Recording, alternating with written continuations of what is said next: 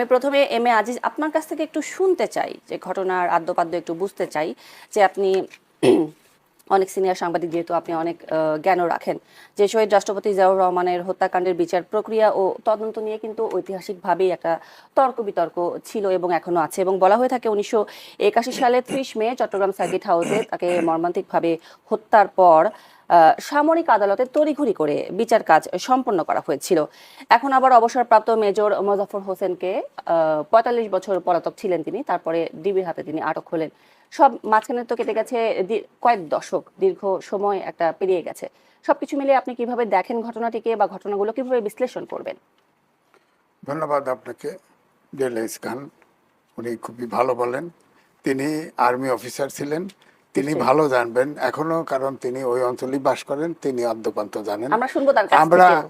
মিডিয়ার থেকে যতটুকু জানি, আমি অ্যাজ এ সিভিলিয়ান বলবো, আমাদের দুঃখ দুটো রাষ্ট্রনায়ককে আর্মিরাই হত্যা করেছে, এ বাইরের লোক না। আমার কথা, জিয়াউর রহমান সেদিন কিন্তু আপনার পার্টির ভিতরে দ্বন্দ্ব নিরসনের জন্য গেছে, সেখানে আর্মির একটা টিম ঢুকে তাকে গুলি করে, এলোপাতাড়ি গুলি করে হত্যা করে। তখন দেখা যায় যে মঞ্জুর, মেজর জেনারেল মঞ্জুর, তখন তিনি ওখানে ছিলেন। তিনি কিন্তু নাকি সারা ক্যান্টনমেন্টে ঘুরে বেড়ান এবং তিনি বলেন যে মুক্তিযুদ্ধের শক্তিরা ঐক্যবদ্ধ হতে হবে। এবং জেনারেল এরশাদ তখন আর্মি চিফ, তিনি বারবার তাকে টেলিফোন করেন, শেষ পর্যন্ত তিনি টেলিফোন করেন না। একটি পর্যায়ে তার বাসার থেকে টেলিফোন আসে, তিনিও চলে যান, পালিয়ে যান বান্দরবানের দিকে। তখন একটা পর্যায়ে তিনি তার বাচ্চারা, তার ওয়াইফ সাথে ছিল, তারা পাহাড়ে উঠে একটা আশ্রয় নেয়, একটা সাধারণ ঘরে বাচ্চাদের খাওয়ার। তখন পুলিশকে দেখে পুলিশের কাছে তারা আত্মসমর্পণ করে। তখন একটা আর্মি টিম তাকে সেনানিবাসে নিয়ে যাওয়ার চেষ্টা করে। একটা পর্যায়ে কিন্তু মঞ্জুরকে আপনার গাড়িতে তুলে নিয়েও যায় এবং শেষ পর্যন্ত তাকে হত্যা করা হয়। তো অর্থাৎ আমি বলছি যে এখানে তো আর্মিদের বিষয়ের ব্যাপার, এখানে কিন্তু সিভিলিয়ান ইনভলভ না। সেখানে হ্যাঁ, এখানে যে বিএনপির ভিতরে যে দ্বন্দ্ব ছিল, যে দ্বন্দ্ব সংঘাতে যদি মরতো একটা কথা ছিল। কিন্তু আমার কাছে এই জন্যই বলছি, তাহলে কি দেশে কোনো রাষ্ট্রনায়ক দাঁড়াবে না? আমাদের আর্মি কি, আমাদের দেশেরই তো আর্মি, দেশপ্রেমিক আর্মি, তারা রাষ্ট্রনায়ক যখন একটা দাঁড়াবে, যেভাবেই হোক না কেন, ধরেন এখন একজন রাষ্ট্রনায়ক আছে তারেক রহমান, তাকেও কি তারা হত্যা করে ফেলবে? অর্থাৎ যে যখন মাথা শির উঁচু করে দাঁড়াবে তখনই মেরে ফেলবে, অথবা মুক্তিযোদ্ধা, রাজাকার এই তকমা দিয়ে মেরে ফেলবে? মেরে ফেলা তো সমাধান না। এখন ধরেন 45 বছর পরে যাকে ধরা হয়েছে মোজাফফর হোসেন, সেও কিন্তু দণ্ডপ্রাপ্ত, অর্থাৎ সেও আগেই ফাঁসি হতো। এখন তাকে অলরেডি কিন্তু কোর্ট মার্শালের জন্য সেনাবাহিনীর কাছে হস্তান্তর করা হয়েছে। হ্যাঁ, তার আর কোর্ট মার্শাল কি করবে? সে তো মৃত্যুদণ্ড প্রাপ্তই আছে। এটা আমি জানি না, কিন্তু সিভিল কোর্টে তো হয় নাই ওটা, তো তখন তো তাকে 13 জনকে ফাঁসি দেওয়া হয়। সেনা কর্মকর্তাও ছিল, সিপাহীও ছিল, যারা গুলিগালা ইনভলভ ছিল মনে করা হয়েছে। তো তখন তৎক্ষণে দ্রুত বিচার করা হয়েছে, কতটুকু নিরপেক্ষ বিচার হয়েছে তা জানি না। কোর্ট মার্শালে আদৌ ওই সিভিলিয়ান যে কোর্ট, সিভিল কোর্টের মতো এত আদ্যপান্ত দেখা হয় কিনা তাও জানি না। হ্যাঁ, কিন্তু 13 জনকে তো ফাঁসি দেওয়া হয়েছে। তখন আওয়ামী লীগের সময় আমি কিন্তু টক শোতে বরাবরই থাকি, তখন বরাবরই বলা হতো, আওয়ামী লীগের নেতারা বলতেন যে জিয়াউর রহমানের ফাঁসির বিচারের দাবি তো বিএনপির তরফ থেকে করা হয় না, বেগম খালেদা জিয়াও চান না। কিন্তু বেগম খালেদা জিয়া, তারেক রহমান, তারা কিন্তু দেখেন যদি অভ্যুত্থান ঘটে, অভ্যুত্থান ঘটার 5 তারিখে পরিবর্তন হয়, 6 তারিখে হুইল চেয়ারে বসে পল্টনের সভা হয়, তখন কিন্তু সে অনেকটাই বলা যায় মৃত্যু পথযাত্রী। তারপরেও তিনি বলেছেন প্রতিশোধ নয়, সবাইকে ঐক্যবদ্ধভাবে দেশ গড়ার জন্য কাজ করতে হবে, এবং তারেক রহমানও তাই বলছে। কিন্তু আমার বক্তব্য হচ্ছে যে দেশটা তো সবার, তাই না? এখন ধরেন আর্মির ভিতরে আমি বলবো যে হয়তো কেউ পাকিস্তান থেকে পরে আসছে, কারণ তখন তো পাকিস্তান ছিল, পাকিস্তানেও আর্মি ছিল, দেশ স্বাধীন হওয়ার পরে আসছে। আমি মুক্তিযোদ্ধা ছিলাম, আমার তো পা একটা নষ্ট হয়ে যায়, আমি তো মুক্তিযুদ্ধের পরে দেশে আসছি, ফেরত আসছি, তা আমি রাজাকার? আমার প্রশ্ন এখানে, আর্মিদের ভিতরে রাজাকার আর মুক্তিযোদ্ধা হওয়ার কথা নয়, কারণ সেই সময় যে দেশ ভাগ হয়ে যায়, ওই সময় একটা পক্ষ, আর্মির একটা পক্ষ পাকিস্তানে হয়তো আটকা পড়েছিল, দেশ স্বাধীন পর আসছিল। তা আমার কথা হলো সেই পক্ষটা চলছে। কর্নেল তাহের তারপরে ভিতরে ভিতরে বিপ্লব করার চেষ্টা করেছে, কর্নেল তাহেরেরও ফাঁসি হয়েছে। তো আর্মিরা নিজেদের সমস্যা নিজেরা তৈরি করছে। কিন্তু আমি এইটাই বলবো যে তখন ধরেন দীর্ঘদিন পরে এখন বিচার হচ্ছে, তিনি আগেই মৃত্যুদণ্ডপ্রাপ্ত, তাকে এখন ধরা হয়েছে, সে আপনার ডিওএইচএস থেকে ধরা পড়েছে, হয়তো সেখানে আসছিল, ভারতে পালিয়েছিল, সেখান থেকে আসছে, নাম বদল করেছিল, তিনি আসছেন। কিন্তু নাম বদল করে এটাই বা কিভাবে সম্ভব হলো? না, আসবো, এটি নিয়ে আপনার কাছে আসবো। এম এ আজিজ, ধন্যবাদ আপনাকে আপাতত বক্তব্যের জন্য। আমি একটু অবসরপ্রাপ্ত মেজর ডেল এইচ খান, আপনার কাছ থেকে একটু আরেকটু বিশ্লেষণ ব্যাখ্যা শুনতে চাই যে সামরিক আইনে বিচার হয়েছিল, সেটা স্বচ্ছতা নিয়ে বেশ তর্ক বিতর্ক প্রশ্ন রয়ে গেছে। আবার ৪৫ বছর পর একজনকে গ্রেপ্তার করে আবারও সেনাবাহিনীর কাছে হস্তান্তর করা হলো। এটি আসলে কেন, কিভাবে এখনো সেনাবাহিনীর আওতাধীনই রয়ে গেল? আপনি একটু বিশ্লেষণ করে বলবেন বা আপনার বিশ্লেষণ জানতে চাই। সেনাবাহিনী একবার সেনাবাহিনী, মৃত্যুর আগ পর্যন্ত সেনাবাহিনী। ধন্যবাদ আপনাকে, ধন্যবাদ আমাদের দেশ টিভির দেশ সন্ধ্যার যে দর্শকরা আছেন তাদেরকে ধন্যবাদ, এবং আমার বিজ্ঞ সহ আলোচক জনাব এম এ আজিজ, তাকেও ধন্যবাদ জানাচ্ছি। বাংলাদেশের যে ইতিহাস, গত ৫৪ বছর ৫৫ বছরের যে ইতিহাস আছে, এই ইতিহাসের সবচেয়ে দুঃখজনক এবং কলঙ্কিত যে অধ্যায়, তার ভেতরে এই দুটা অধ্যায়। এটা হচ্ছে শেখ মুজিবুর রহমান হত্যাকাণ্ড, এটা হচ্ছে জিয়াউর রহমান হত্যাকাণ্ড। কারণ একটা নতুন রাষ্ট্রে আপনি ধরেন ওই রাষ্ট্রের বয়স ১০ বছর হওয়ার আগেই এরকম দুইজন নেতৃবৃন্দ যারা আছেন তাদেরকে যখন রাজনৈতিকভাবে অপঘাতে মারা যেতে হয়, তখন সেই দেশের রাজনৈতিক পথ চলা যে কতটা বন্ধুর এবং কতটা কঠিন, এটা খুব সহজেই অনুমেয়। এবার আসি জিয়াউর রহমান হত্যাকাণ্ডের প্রসঙ্গে। এই জিয়াউর রহমান হত্যাকাণ্ডের যে চ্যাপ্টারটা, এই চ্যাপ্টারটা খুব কম আলোকপাত পায় ইন কম্পারিজন টু মানে আগের ফ্যাসিস্ট গভর্নমেন্টের সময়। শেখ মুজিবুর রহমান হত্যাকাণ্ডটাকে যতটা চুলচেরা বিশ্লেষণ করা হয়েছে, সেই তুলনায় কিন্তু জিয়াউর রহমানেরটা হয় নাই। এবং এই ব্যাপারে অনেক সময় বিএনপিকেও দোষারোপ করা হয়। দোষারোপ করা হয় এই কারণে, কারণ বিএনপি একাধিকবার সরকার গঠন করেছে, কিন্তু এই হত্যাকাণ্ডটা নিয়ে খুব বেশি তারা চর্চা করে নাই। অনেকে বলে যে এটার পেছনে মূল কারণ সম্ভবত তখন পর্যন্ত যেহেতু সেনাবাহিনীতেই তার হত্যাকাণ্ডের সঙ্গে সংশ্লিষ্ট অনেকেই চাকরিরত ছিল, এবং বেগম খালেদা জিয়ার প্রায়োরিটি যেটা ছিল সেটা হচ্ছে দেশ পরিচালনা করা, কারণ দেশের যে অন্যান্য অ্যাপারেটাস গুলো আছে এগুলোকে চালু রাখা। সে কারণে উনি নতুন করে আর এই পুরাতন ঘা জাগানোর চেষ্টা করেননি। কিন্তু যেই জিনিসগুলা বুঝতে হবে এই জায়গাটাতে আমাদেরকে, সেটা হচ্ছে যে আপনি জিয়াউর রহমান যখন মারা যান তখনকার সেনাবাহিনীটাকে বুঝতে হবে। ওইটা যদি না বুঝেন আপনি আসলে এই কিলিংটা খুব একটা ধরতে পারবেন না। তখনকার সেনাবাহিনী মূলত ৩টা ভাগে বিভক্ত ছিল। একটা হচ্ছে মুক্তিযোদ্ধারা, যারা মুক্তিযোদ্ধা অফিসার, তাদের সেনাবাহিনীতে একটা অংশ ছিল, যেই অংশ বিলং করে হচ্ছে জিয়াউর রহমান, যে অংশ বিলং করে জেনারেল মঞ্জুর। অন্যান্যদের নাম নিলাম না, আমাদের প্রাসঙ্গিকভাবে এই দুটো নাম ইম্পর্টেন্ট। আরেকটা দল ছিল যারা মুক্তিযুদ্ধে অংশগ্রহণ করতে পারেনি, তারা পশ্চিম পাকিস্তানে বন্দী ছিলেন এবং স্বাধীনতার পরে তারা বাংলাদেশে ফেরত আসেন। এখন লক্ষ্য করলে আপনি দেখবেন এখানে জেনারেল হুসাইন মোহাম্মদ এরশাদ কিন্তু সামরিক বাহিনীর জ্যেষ্ঠতায় জিয়াউর রহমান এবং অন্যান্য যারা আছে তাদের চেয়ে সিনিয়র। কিন্তু ৭১-এর মুক্তিযুদ্ধের পর একটা সিদ্ধান্ত গ্রহণ করা হলো ভারতীয় পরামর্শে, সেটা হচ্ছে যে সকল মুক্তিযুদ্ধ অফিসাররা বাংলাদেশে যুদ্ধ করেছে তাদেরকে ২ বছরের সিনিয়রিটি দেওয়া হবে। এর ফলে হলো কি, ওই জিয়াউর রহমান আবার সিনিয়র হয়ে গেলেন এরশাদের। ঠিক আছে, আচ্ছা, এখন এই জায়গাটাতে আসার পরে যে সমস্যাটা হলো, প্রাথমিকভাবে কিন্তু একটা দ্বন্দ্ব ছিল।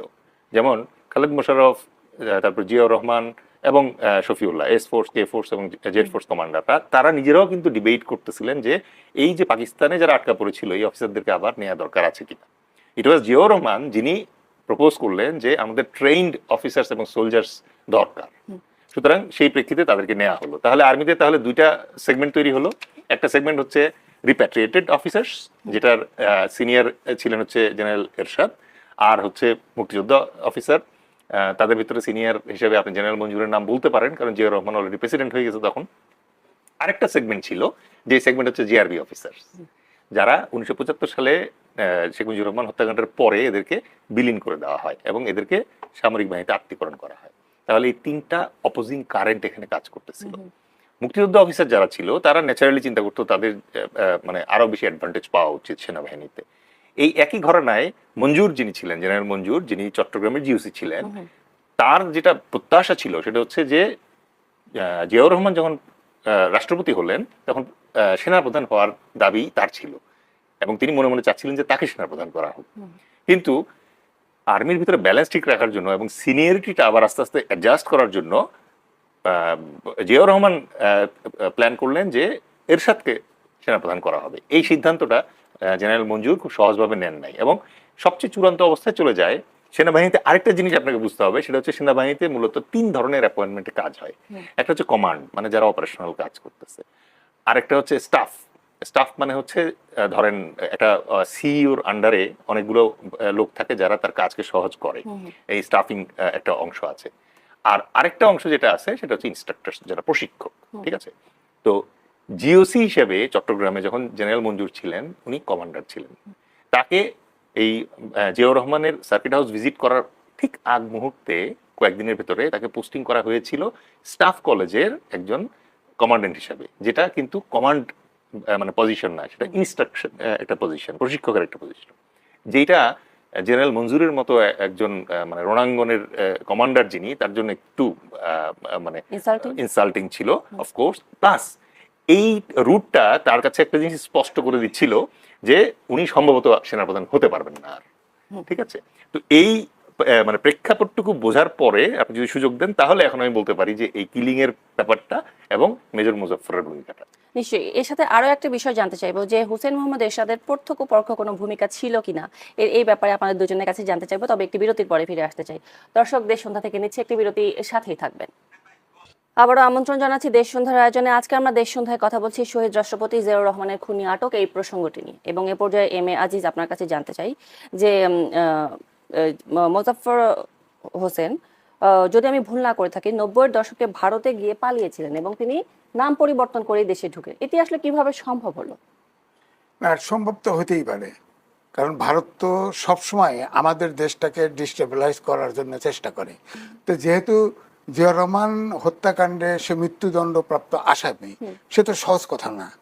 তাকে যদি ভারতে ধরেন গোয়েন্দা থেকে শুরু করে যে কোনো জায়গায় তার মগজ ধোলাই করা হয়, তাকে যদি আরো তাদের পক্ষে তাকে রোল প্লে করানো যায়, তাহলে তো খারাপ কি?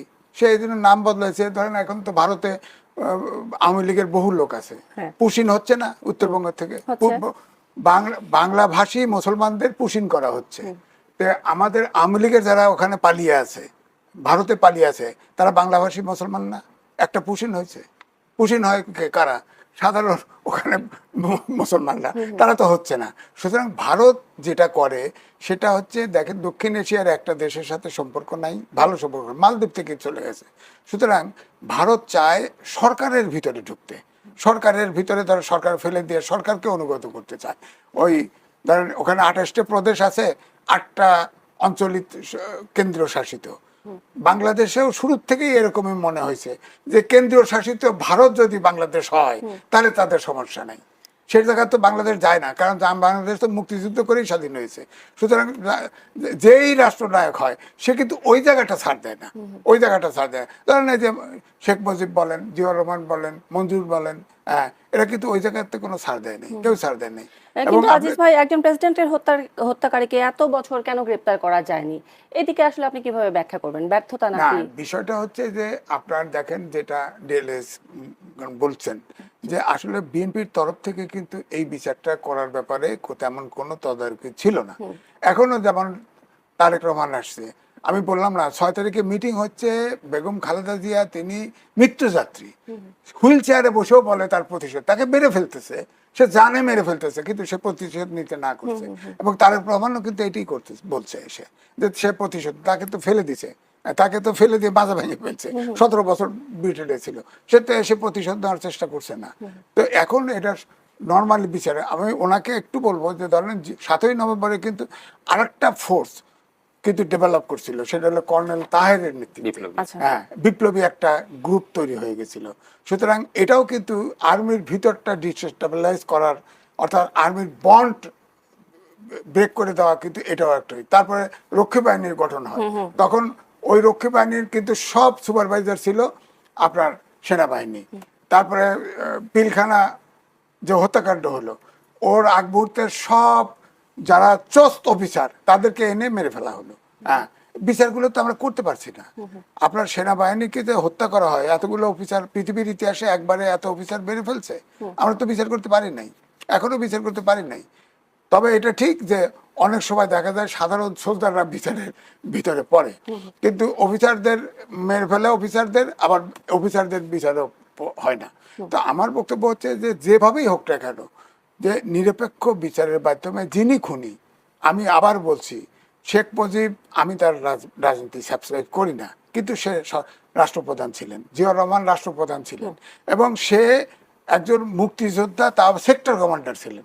হ্যাঁ, তাকে হত্যা করে ফেলবে, সে যেই করুক না কেন, তার বিচার হওয়া উচিত। নিশ্চয়ই হওয়া উচিত। বিচার আমরা হওয়া আবারও উচিত। আসবো, এবং এম এ আজিজ যত আপনার কাছে। দেরি করেই হোক না কেন, বিচারের মতো করে চলবে, বিচারের মতো বিচার, আইনের শাসন, সুশাসন আমরা চাইতো, দেরিতে হলেও বিচার হোক। এখন ধরেন জিয়াউর রহমানের সন্তান, খালেদা জিয়ার সন্তান তারেক রহমান করলেও যে আমি কোনো প্রতিশোধ নেব না, বিচার কি হবে না? গণহত্যার বিচার হবে না? হত্যাকারীর বিচার হবে না? নিশ্চয়ই। বিচার তো হবে, তিনি না চাইতে পারেন। বিচার ব্যবস্থা যদি থাকে, সুশাসন, আইনের শাসন থাকে, তাহলে বিচার হবে, অপরাধীর বিচার হবে। হ্যাঁ, জি, ধন্যবাদ এম এ আজিজ। আমি মেজর ডেলাইজ খান, আপনার কাছে জানতে চাই যে বিরতিতে যাবার আগে যেটি বলছিলাম যে তৎকালীন সেনাপ্রধান হোসেন মোহাম্মদ এরশাদকে প্রত্যক্ষ ও পরোক্ষভাবে বিএনপিরাই বলে যে হচ্ছে উনি জড়িত ছিলেন। তাই যদি হয় তাহলে আনুষ্ঠানিকভাবে তখন তাকে কেন কোনো শোকজের কিংবা আদালতের দোষী সাব্যস্ত করার জন্য কোনো পদক্ষেপ কেন নেওয়া হয় নাই? ধন্যবাদ। আসলে এই যে অ্যালিগেশনটা আছে, সাবজেক্টেড টু বি প্রুভেন, এখন পর্যন্ত এটা প্রমাণিত না। এবং আমার আগের আলোচনায় আমি যেটা বলেছিলাম যে এই ব্যাপারে বিএনপির বিরুদ্ধে একটা অভিযোগ আছে, যেটা হচ্ছে যে তারা চাইলে এই ব্যাপারটাকে আরো আগে মানে ডিগিন করতে পারতো, এবং এই বিচারের ব্যাপারটাকে এবং সবচেয়ে বড় কথা, ঘটনাটা কি হয়েছিল, কেন হয়েছিল, এই জিনিসগুলো রিভিল করতে পারতো। তো আমরা কি এখনো জানি পুরোটা? এখন পর্যন্ত মানে পুরো ঘটনাটা ওভাবে জানা যায় না, বাট আমি আপনাকে ছিন্ন ছিন্ন যে ইয়েগুলো আছে, স্ন্যাপশট গুলো আছে, এগুলো একত্র করে একটা চিত্র দাঁড় করানো যায়। এবং এটা দুঃখজনক ব্যাপার যে এটা মানে আমাদের দৃষ্টির অগোচরে রয়ে যাওয়ার একটা বড় কারণ হচ্ছে আওয়ামী লীগ চায়নি যে এটা নিয়ে খুব একটা চর্চা হোক। কারণ আওয়ামী লীগ সবসময় চেয়েছে যে জিয়াউর রহমান যেন কি 400 টাকার মেজর সাহেব হিসেবেই ইতিহাসে স্বীকৃত থাকুক। আচ্ছা, কিন্তু ফ্যাক্ট রিমেইনস, জিয়াউর রহমান হচ্ছেন সেই প্রেসিডেন্ট যিনি মূলত ভারতের যে কবজা সেখান থেকে বাংলাদেশকে বের করে নিয়ে আসার চেষ্টা করছিলেন, এবং খুব সংক্ষিপ্ত সময়ের ভিতরে তিনি কিন্তু পুরো বাংলাদেশে একটা পলিটিক্যাল মুভমেন্ট ক্রিয়েট করতে পেরেছিলেন। খুব সংক্ষেপে যদি বলি, যেমন ধরেন বাকশালের কারণে যেই রাস্তাগুলো বন্ধ হয়ে গিয়েছিল, যে সব দলীয় বহুদলীয় গণতন্ত্রের যে চর্চাটা উনি আবার ফেরত নিয়ে আসলেন। তারপরে উনি যেটা করলেন সেটা হচ্ছে মেরিটোক্রেসি বেসিসে, মানে মেধা ভিত্তিক একটা রাজনৈতিক পরিমণ্ডল ক্রিয়েট করার চেষ্টা করলেন। কিছু কিছু বক্তব্য তিনি দিয়েছেন যেটা নিয়ে এখনো সমালোচনা হয় যে I will make politics difficult for the politician, but then এটা কিন্তু পজিটিভলি ছিল, যেটা ওনার ছেলেও এখন করার চেষ্টা করতেছে। এখন দেখবেন যে আপনি এমপিদের যে বরাদ্দ আছে এটা পিএমও কন্ট্রোল করতেছে।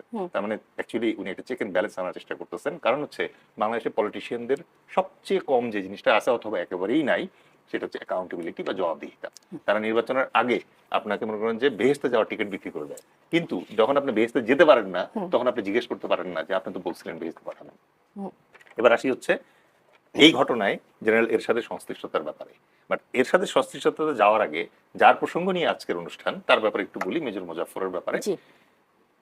কিভাবে তার বিচারটা সম্পন্ন হবে এটা কি শুনতে চাই। মূল ঘটনায় সম্ভবত যেটা এখন পর্যন্ত জানা যায় যে মেজর মুজাফফর হচ্ছেন জিআরবির একজন অফিসার। ওই যে আমি 3 ধরনের অফিসার বললাম, রিপ্যাট্রিয়েট, মুক্তিযোদ্ধা এবং জিআরবি। এবং জিআরবির এই অফিসার সম্ভবত ঘটনা যতটুকু জানা যায় সেটা হচ্ছে তিনিই সর্বপ্রথম লেট প্রেসিডেন্ট জিয়াউর রহমানকে আইডেন্টিফাই করতে পারছিলেন রুমের ভিতরে, এবং উনি জেনারেল মঞ্জুরকে কনফার্মেশন দেন যে প্রেসিডেন্ট জিয়া ইজ কিল্ড। ঠিক আছে, তো উনি যে প্রত্যক্ষভাবে এই জিয়া হত্যাকাণ্ডে জড়িত এটার একদম স্পষ্ট প্রমাণ আছে, অন্যান্য সাক্ষ্যদের আছে। শোনা গেছে যে তিনিই প্রথম গুলিটা উনি করছেন। এবং দ্বিতীয় হচ্ছে যে জিয়াউর রহমান মারা যাওয়ার পর অন্যান্য অনেকে ধরা পড়েছে, কিন্তু উনি কিন্তু ধরা পড়েন নাই, উনি পলাতক ছিলেন। এবং অভিযোগ আছে যে যখনই আওয়ামী লীগের শাসনামল আসছে তখন গণভবনে তাকে ঘন ঘন দেখা গেছে। আচ্ছা, ঠিক আছে, তার মানে হচ্ছে যে শেখ হাসিনা প্রিসাইজলি তার ব্যাপারে জানতেন এবং তার সাথে যোগাযোগ রাখতেন, কিন্তু এই অংশটুকু এখনো প্রমাণিত না অন্যান্য ঘটনার মতো। কিন্তু আপনি আরেকটা চমৎকার প্রশ্ন আমি করছেন। আপনাকে একটু ইন্টারাপ্ট করি যে হচ্ছে আমরা যতটুকু জানি যে 1981 সালের সে আবার 17 মে দীর্ঘ নির্বাসন শেষে শেখ হাসিনা দেশে ফেরেন, এবং এর ঠিক 2 সপ্তাহ অথবা 13 দিনের মাথায় চট্টগ্রাম সার্কিট হাউসে এই হত্যাকাণ্ডের ঘটনাটি ঘটে। এটি কি শুধু রাজনৈতিকভাবে দেখার কোনো অবকাশ রয়েছে? না, এইটা আপনি সঞ্চালক হিসেবে অসাধারণ একটা প্রশ্ন করেছেন। সেটা হচ্ছে যে জিয়াউর রহমান কিলিংটা কিন্তু একটা এক্স ফাইলসের আন্ডারে, একটা এক্স ফাইল হিসেবে আটকা পড়ে আছে, এবং এই জায়গায় অনেকগুলো প্রশ্নের উত্তর পাওয়া যাবে যদি এই ফাইলটা ওপেন করা যায়। যেমন প্রথম প্রশ্ন আপনাকে যেটা করতে হবে এই জায়গায়, মানে আমাদের আলোচনাটা tactical level strategic level mix up হয়ে যাচ্ছে, বাট আমি এই জায়গাটায় সেটা বলছি এই কারণে যে আপনাকে প্রথম জিজ্ঞেস করতে হবে জিয়া মারা যাওয়াতে সবচেয়ে লাভ হচ্ছে কার। অফকোর্স জেনারেল এরশাদের। তো জেনারেল এরশাদ প্রেসিডেন্ট হওয়ার সুযোগ পাইছে, এবং জেনারেল এরশাদ কেন এই জায়গায় জড়িত আছে বলে সন্দেহ করা হয়, মঞ্জুর মারা যাওয়ার আগ পর্যন্ত বলতেছিল যে আমাকে আর্মির হাতে দিয়েন না, আমাকে পুলিশের হাতে দেন, আমি অনেক কিছু জানি। ঠিক আছে। এবং এরশাদ ঢাকা থেকে তখন যেটা হয়েছে যে আর্মি হেডকোয়ার্টার থেকে সরাসরি ওখানকার একজন অফিসারকে নির্দেশ দেওয়া হয়েছে একটা স্পেসিফিক মিশন দিয়ে, সেটা হচ্ছে জেনারেল মঞ্জুর ধরা পড়া মাত্র তাকে যেন শট করা হয়, মেরে ফেলা হয়। এবং পোস্টমর্টমে বলা হয়েছে, এবং এরশাদ তখন যে গল্পটা বলছিল যে সৈন্যরা হঠাৎ করে বিদ্রোহী হয়ে গিয়ে টানা হেঁচড়া করে তাকে মেরে ফেলছে, কিন্তু পোস্টমর্টম রিপোর্ট বলছে তার মাথার পেছন থেকে পয়েন্ট ব্ল্যাঙ্ক রেঞ্চে গুলি করে তাকে মারা হয়েছে। তার মানে ইট ওয়াজ অ্যানাদার কিলিং, যেটা পলিটিক্যাল কিলিং, যেটা জেনারেল এরশাদের নেতৃত্বে করা হয়েছে। এবং এই কিলিং এর মূল উদ্দেশ্যই ছিল হচ্ছে জেনারেল মঞ্জুর যা জানতেন সেটা তার সাথে কবরে পাঠিয়ে দেওয়া। এটা গেল হচ্ছে একটা অংশ। দ্বিতীয় অংশ যেটা, এই জেনারেল এরশাদ প্রেসিডেন্ট হওয়ার আগে, উনি সেনাপ্রধান হওয়ার আগে দীর্ঘদিন ইন্ডিয়াতে একটা কোর্স করে আসছেন, এবং কথিত আছে যে ওই কোর্সের সময়ই তাকে হানি ট্র্যাপ করা হয়েছিল, এবং তার মাধ্যমে জিয়াউর রহমানকে অপসারণ করে তাকে ক্ষমতায় আনার ব্যাপারে একটা পরিকল্পনা চলছিল, কারণ তখন পর্যন্ত Sheikh Hasina was not ready. ঠিক আছে, ইভেন বাংলাদেশে আসার জন্য রেডি না। এবং আপনি টাইম লাইন গুলো লক্ষ্য করে দেখেন, 1975 সালে যখন শেখ মুজিবুর রহমান মারা গেলেন, তারপর থেকে দিল্লিতে কিন্তু শেখ হাসিনা ছিলেন। এরশাদ গেলেন ইন্ডিয়াতে কোর্স করতে দিল্লিতে, রাইট? তার মানে হচ্ছে এই জায়গায় একটা অ্যালাইনমেন্ট তৈরি হচ্ছিল, দানা বাঁধতেছিল। এবং এই অ্যালাইনমেন্টটা দানা বাঁধতেছিল এই কারণে, সেটা হচ্ছে জিয়াউর রহমান বাংলাদেশে হঠাৎ করে, তখন 5টা ব্রিগেড ছিল, সেগুলোকে ডিভিশন সাইজ দিলেন। ইন্ডিয়া তখন আপত্তি জানালো যে বাংলাদেশ যখন স্বাধীন হলো তখন তো আমাদেরকে এক ধরনের মুসলেখা দেওয়া হয়েছিল যে তোমাদের প্রতিরক্ষা আমরা দেখবো, তোমরা হঠাৎ করে আর্মির সাইজ কেন বড় করছো? তখন ওই জিয়াউর রহমান এটার প্রতিবাদ করলেন। তালপট্টির ঘটনাটা লক্ষ্য করে দেখেন, যেখানে একটা চর জেগে উঠছিল, ইন্ডিয়া এটা দখল করার চেষ্টা করছিল, জিয়াউর রহমান প্রোটেস্ট করছে। আপনি দেখেন যে ইরান এবং ইরাকের যখন যুদ্ধ লাগলো, তখন কিন্তু মধ্যস্থতা করার জন্য 3 জনের ভেতরে একজন মাত্র প্রেসিডেন্ট সিলেক্টেড হয়েছিল, সেটা হচ্ছে জিয়াউর রহমান। সুতরাং জিয়াউর রহমান ওয়াজ, মানে তখন সার্কের আইডিয়া দিলেন। এই সকল কারণে হঠাৎ করে মানে ভারত মানে খুব কনসার্ন ফিল করলো যে Ziaur Rahman maybe is going to be very very champion, এবং তাদের গ্রিপের বাইরে চলে যাবে। সুতরাং তখন এই জায়গায় এই পরিকল্পনাটা করা হয়েছে বলে এখন পর্যন্ত এটা ধারণা করা হয়। আমার ধারণা, এখন যদি এই মানে বিএনপি সরকার সঠিকভাবে এই জিয়াউর রহমান হত্যাকাণ্ডের ঘটনাটিতে আলোকপাত করে, তাহলে এর পেছনে জড়িত যারা আছে তারা অনেকেই বের হয়ে আসবে। মেজর মুজাফফর সাহেব এতদিন ধরে যে ভারতে বন্দী, ভারতে লুকিয়েছিলেন, ভারত সরকার এটা জানতো। এবং বাংলাদেশের ক্ষেত্রে যেটা বাস্তবতা হয়ে দাঁড়িয়েছে যে শেখ হাসিনা লুকিয়ে আছে ভারতে। একই রকম ভাবে বাংলাদেশে যত ধরনের বন্দি জাতীয় অপরাধ অথবা অন্যান্য অপরাধ করছে, এই অপরাধীরা সবাই খুব সহজেই ভারতে গিয়ে আশ্রয় প্রশ্রয় পায়। কয়েকদিন আগে আমরা জানতে পারলাম যে 3 জন বাংলাদেশের এক্স জেনারেল এই মুহূর্তে কলকাতায় তাদের যে ক্যান্টনমেন্ট আছে সেখানে নাকি আছে। এখন একটা জিনিস বোঝা খুব জরুরি আমাদের জন্য, সেটা হচ্ছে এই মেজর মুজাফফর অথবা এই জেনারেল অথবা এই শেখ হাসিনা তারা কেন ভারতে প্রশ্রয় আশ্রয় পায়। কারণ এই অংশটা দিয়ে আমি শেষ করবো, এবং এটা খুবই গুরুত্বপূর্ণ বাংলাদেশের মানুষের জন্য বোঝা। অনেকেই দেখবেন ভয় পায় ভারত বাংলাদেশকে আক্রমণ করতে পারে। ভারতের সাথে বাংলাদেশের যুদ্ধ গাণিতিকভাবে অত্যন্ত একটা অলাভজনক সমীকরণ ভারতের জন্য, বাংলাদেশের জন্য না। তাহলে ভারত বাংলাদেশে কি করতে চায়, এটা নিয়ে একটা বিশদ গবেষণা করা হয়েছিল, এবং এই গবেষণার শেষে একটা জিনিস পাওয়া গেছে, সেটা হচ্ছে ভারত চায় বাংলাদেশে উষুম উষুম গণতান্ত্রিক একটা সরকার। যেই গণতান্ত্রিক সরকারের ম্যাক্সিমাম এমপিকে আপনি একটা বাজেট দিয়ে কিনে নিতে পারবেন, তাদেরকে ব্ল্যাকমেইল করে কিনে নিতে পারবেন, তাদেরকে হানি ট্র্যাপ করতে পারবেন। জিয়াউর রহমানের সরকারটা ওই মুহূর্তে অত্যন্ত অস্বস্তিকর একটা সরকার ছিল ইন্ডিয়ার জন্য, কারণ তিনি গণতান্ত্রিক বা একই সাথে কিন্তু একনায়কতান্ত্রিক একটা মনোভাব ওই জায়গায় ছিল, এবং উনি খুব দ্রুত আগাচ্ছিলেন। তো এই কারণটাতে এসে যখনই কেউ জিজ্ঞেস করে আপনাকে, অথবা আপনি যেরকম আমাদেরকে জিজ্ঞেস করতেছিলেন যে এতদিন কিভাবে সে ইন্ডিয়ায় লুকিয়ে থাকলো, ইন্ডিয়া যদি তার হাতে, তার কোলে বাংলাদেশের এরকম ভাইটাল ইনফরমেশনধারী লোকজনদেরকে পায়, তাহলে সে তো তাদেরকে ব্যবহার করবে। আপনার বক্তব্য একদম পরিষ্কার মেজর ডেলিজ খান। আমি আবারও ফিরে আসবো আপনাদের দুজনের কাছে একটি বিরতির পরে। দর্শক, দেশ সন্ধ্যা থেকে নিচ্ছি আরেকটি বিরতি, সাথেই থাকবেন। আবারও আমন্ত্রণ জানাচ্ছি দেশ সন্ধ্যার আয়োজনে। আজকে আমরা আলোচনা করছি শহীদ রাষ্ট্রপতি জিয়াউর রহমানের খুনি আটক এই প্রসঙ্গটি নিয়ে। এবং এম এ আজিজ, আপনার কাছে জানতে চাই, যেটি মেজর ডেলিজ খান বলছিলেন যে রাষ্ট্রের গুরুত্বপূর্ণ ব্যক্তিরা, যে সেটা এই সময় হোক আর ওই সময়ই হোক, তারা আসলে ভারতে গিয়ে এত আশ্রয় প্রশ্রয় কেন পায়, কিভাবে পায়, আপনি আপনার দৃষ্টিকোণ থেকে এটি কিভাবে ব্যাখ্যা করবেন? না, আমি তো আগে এটা বলেছি যে ভারত কিন্তু তার আশেপাশের কোনো দেশ তাদের অনুগত চায়, এবং বরাবরই দেখা গেছে আমাদের বাংলাদেশে সবসময় যারা সরকার আচ্ছা উচ্চ যে যে সেক্টরে ধরেন উপরের দিকে আছে তাদেরকে তারা ই করতে চায়, অনুগত করতে চায়। যেমন এই যে আপনার মোজাফর সাহেব এজেন্সি ছিল, সে তো ওখানে তাকে তো ওরিয়েন্টেশন দেওয়া হয়েছে, আবার সে ঘুরে আসছে, ঘুরে গেছে। ধরেন আওয়ামী লীগ যদি থাকতো, তিনি তো থাকতেন, এখন না ধরা পড়ছে। এখন ধরেন সে কোর্ট মার্শাল হয়ে থাকলে এখন তার আত্মসমর্পণ, তাকে হ্যান্ড ওভার করে লাভ নাই, তাকে শুধু এখন এক্সিকিউট করবে। তার কাছে আমার বক্তব্য হচ্ছে যে তাকে এক্সিকিউট না করে, সে যেহেতু এই কিলিং মিশনে ছিল এবং আমার জানা মতে সে প্রথম গুলি করেছে, সুতরাং তাকে এখনই এক্সিকিউট করা, এটা আমি বলবো যে বিচারকে আড়াল করা। আচ্ছা। তার কাছ থেকে জানা, তাকে আপনাকে যদি রিমান্ডে নেন, আলোচনা প্রয়োজনে সিভিলিয়ান কোর্টে যাওয়া উচিত। ট্রাইব্যুনাল আছে, ট্রাইব্যুনালে পাঠানো উচিত। কোর্ট মার্শালে যদি না উদ্ধার হয়, ট্রাইব্যুনালে ছেড়ে দিক। যদিও আর্মি অফিসার একবার রিটায়ার করুক আর সার্ভিসেই থাকুক, সে তো আপনার এরকম আর্মির ঘটনায় তো তার কোর্ট মার্শালই হবে, এটা ঠিক। আমাদের দেশে তো সেই আইন না, ভারতে আছে, কিন্তু কোর্ট মার্শাল হলে সিভিল কোর্টে অ্যাপিল করতে পারে। আমাদের দেশে সেই বিধান নাই। আর্মির বিচার উনি রিটায়ার করছে, উনি অপরাধ করলে ওনার বিচার করবে, কোর্ট মার্শালে করবে। উনি সিভিল কোর্টে চাইলে, আর্মি চাইলে, এখন সিভিলিয়ান হিসাবে উনি এখন একটা রাজনৈতিক দল করতেছেন, তার সিভিল কোর্টে বিচার হতে পারে, সিভিলিয়ান ক্রাইম করলে হতে পারে। তা আমার বক্তব্য হলো, তিনি যে কথাগুলি বলার চেষ্টা করছে ডিএস খান, ওই সময় জিয়াউর রহমান কিন্তু ভিতরে ভিতরে, এই যে তারেক রহমান ধরেন, এই যে এআই ট্রাফিক সিগন্যালে বসাই দিছে, কেউ জানে না, কেউ বলে নাই। কিউআর কোড বসাই দিছে বিজনেসে। ধরেন ক্যাশলেস সোসাইটি, দুর্নীতি যেভাবে হয়ে গেছে, এই দেশ যদি ক্যাশলেস সোসাইটি করে দেওয়া যায়, তাহলে দুর্নীতিটা কমে আসবে, অনেক কমে আসবে, করতেছে। জিয়াউর রহমান কিন্তু কথা কম বলতেন, কিন্তু একটা কথা তিনি পরিষ্কার বলে ফেলছিলেন যে আমাদেরকে প্রত্যেকটা লোককে ট্রেনিং দিতে হবে। আমরা যদি মাত্র 15 দিন কোনো কেউ আক্রমণ করে 15 দিন ঠেকায় রাখতে পারি, তাহলেই আমাদেরকে হারাতে পারবে না। কারণ বিশ্বায়নের যুগে তিনি দেখেন, তিনি কিন্তু প্রত্যেকটা জায়গায় স্কাউট তৈরি করছিলেন, প্রত্যেকটা শিক্ষা প্রতিষ্ঠানে স্কাউট ট্রেনিং, ছাত্রদের নিয়ে নৌবিহারে যেত তিনি। তারপরে তিনি বলছেন যে আমাদের বর্ডারে নাকি ইউরেনিয়াম আছে, আমার পরিষ্কার কানে শোনা, তখন তো আমরা বড়।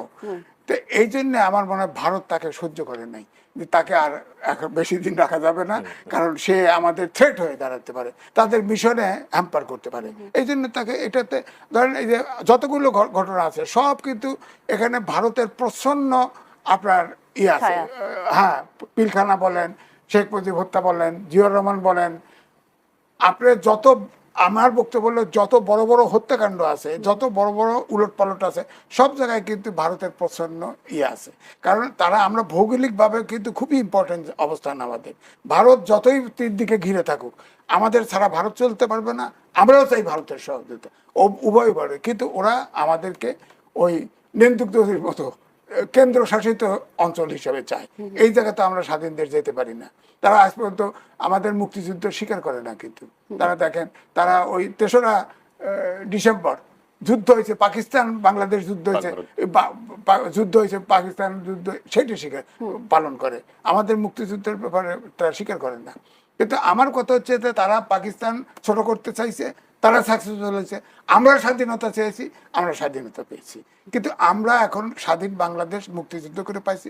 যতক্ষণ পর্যন্ত বড় ভাই ছোট ভাই আচরণ করবে, আমার মনে হয় আমাদেরকে চ্যালেঞ্জ করতেই হবে। তাছাড়া বিশ্বায়নের যুগে একটা জিনিস মাথায় রাখতে হবে, যে বিশ্বায়নের যুগে কেউ ছোট না, কেউ ছোট না। জি, এমআইজি আপনার বক্তব্য পরিষ্কার। এ পর্যায়ে মেজর ডেলিয়াজ খান, আপনার কাছে বিচার প্রক্রিয়া নিয়ে আর একটু পরিষ্কার হতে চাই যে আসলে এই 45 বছর পর মেজর জেনারেল মোজাফফরের শাস্তিটা কিভাবে কার্যকর হবে, কিংবা নতুন করে তদন্ত বা বিচারের আর কোনো সুযোগ আছে কিনা? ধন্যবাদ।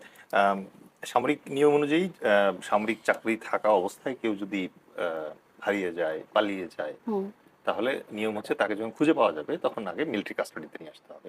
মিলিটারি কাস্টাডি, ধরেন অন্য কোনো অপরাধ ছাড়াই এমনিতেই হয়তো উনি পালিয়ে গিয়েছিলেন কোনো একটা ভয়ে কোথাও পরিস্থিতিগত কারণে, তখন তাকে বাধ্যবাধকতা আছে যে সেনাবাহিনীতে আনা এবং সেনাবাহিনীতে এনে তারপরে তার কোর্ট মার্শালের মাধ্যমে, কোর্ট মার্শাল শব্দটা শুনতে খুব মানে ভয় লাগে, মানে এটা নর্মাল অন্যান্য কোর্টের মধ্যে কোর্ট, কিন্তু যেহেতু আর্মির আন্ডারে হয় এটা কোর্ট মার্শাল বলা হচ্ছে শর্টকাট। হ্যাঁ, তো এবং ওই কোর্ট মার্শালের যে সব শাস্তি ভয়াবহ হয় ব্যাপারটা ওরকম না, বাট এটা হচ্ছে যে আর্মির আইনটা প্রয়োগ করার জায়গা হচ্ছে কোর্ট মার্শাল। আচ্ছা, এখন যার ব্যাপারে আমরা কথা বলছি তিনি অলরেডি স্বীকৃত একজন অপরাধী হুম। এবং ইতিপূর্বে যে তদন্ত আদালতগুলো আর্মির হয়েছিল সেখানে সম্ভবত তিনি শাস্তি প্রাপ্ত। হুম। সুতরাং এখন সেনাবাহিনীর কাছে হস্তান্তর করার পরে যেটা এম আজিজ ভাই বললেন যে এখন সম্ভবত শুধুমাত্র ওই অংশটুকু বাকি যে তার শাস্তি বাস্তবায়ন করা। হুম। আচ্ছা, কিন্তু এই জায়গাটায় আবার এম আজিজ ভাই যে জিনিসটা বলছেন সেটা হচ্ছে যে এখানে দুইটা জিনিস আছে, একটা হচ্ছে জিয়াউর রহমানের হত্যাকারীদের শাস্তি, আর একটা হচ্ছে জিয়াউর রহমান হত্যাকাণ্ডের রহস্য উদ্ধার করা, জি। যে তখন কি হয়েছিল। হুম, হুম, হুম।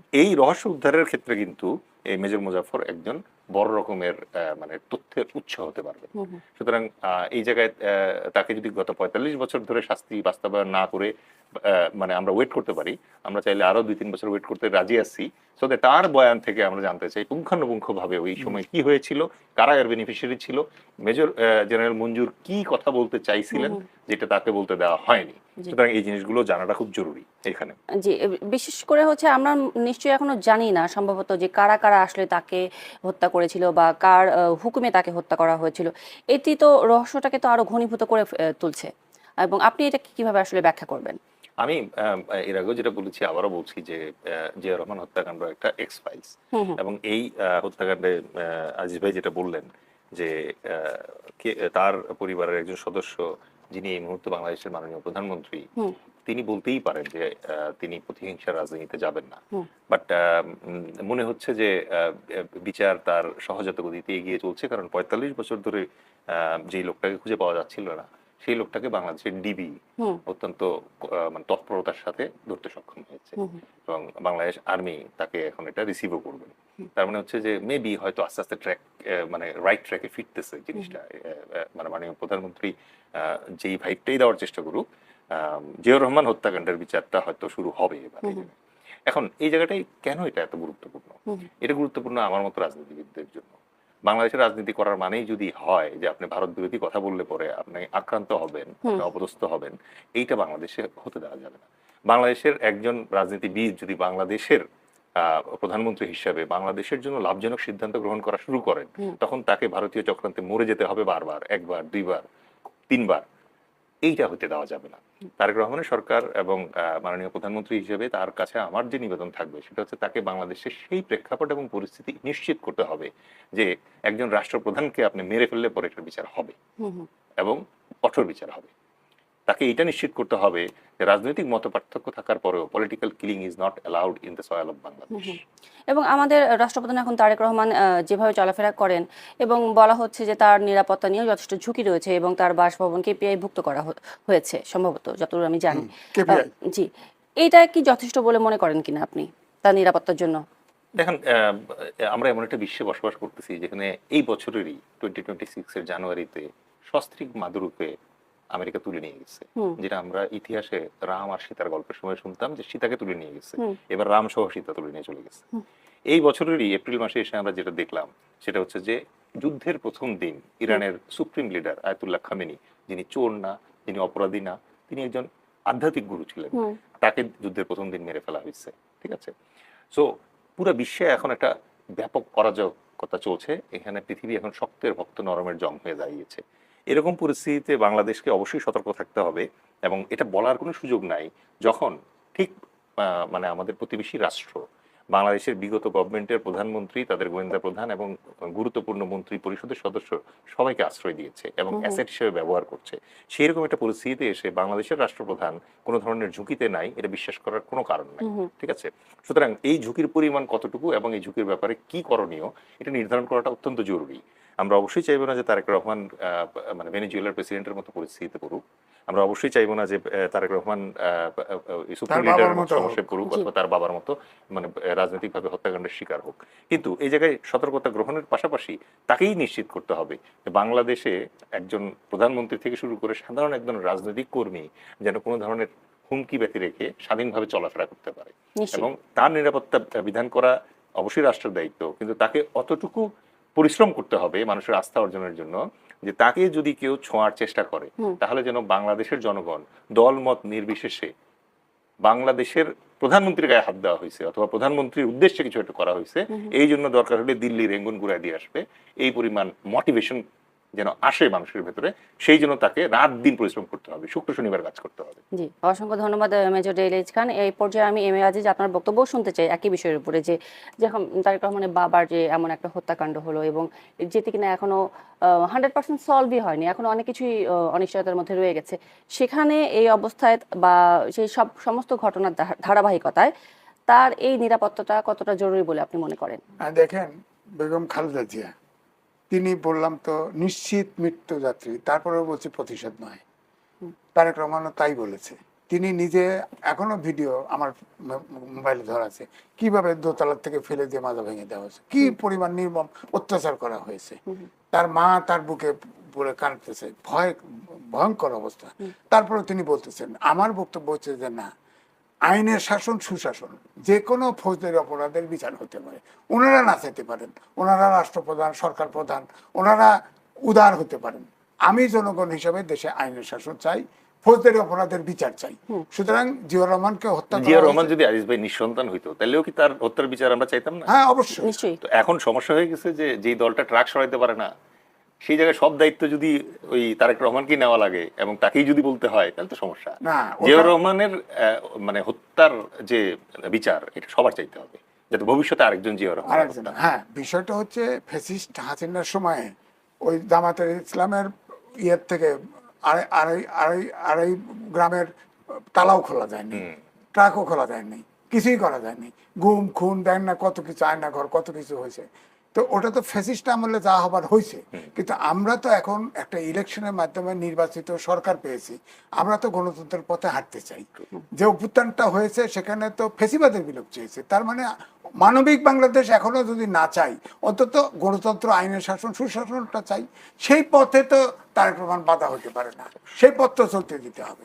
যেমন তিনি হয়তো ঘটনাচক্রে তার বাবা, ঘটনাচক্রে তার মা, কিন্তু তিনি তো সরকার প্রধান ছিলেন, রাষ্ট্রপ্রধান ছিলেন। তার বিচার যদি না হয়, আমি হত্যা হয়ে গেলে আমার বিচার কি হবে? সুতরাং আমি যে কোনো হত্যার বিচার চাই, যে কোনো ফৌজদারি অপরাধে। একটা উদাহরণ দিয়ে দেখেন, বেগম খালেদা জিয়া তখন প্রধানমন্ত্রী, অ্যাসিড থ্রোয়িং মহামারী আকার ধারণ করছিল না, আইন ছিল না, তিনি আইন করেছেন, ক্যাপিটাল পানিশমেন্ট সহ আইন করেছেন, প্রয়োগ করেছেন, এখন আর নাই। সুতরাং আইন করা হোক, দুর্নীতির জন্য আইন করা হোক, এবং এইসব ফৌজদারি অপরাধ যত আছে নির্মমভাবে, এবং তারেক রহমানকে যারা অত্যাচার করেছে, তারা হত্যা করতেছে, তাদেরও বিচার হওয়া উচিত। কারো বিচার উনি না চাইলেও আমি এজ এ দেশের নাগরিক, আমি তো চাই প্রত্যেকটা ফৌজদারি অপরাধের বিচার হওয়া উচিত। তাহলে আইনের শাসন প্রতিষ্ঠা হবে কি করে?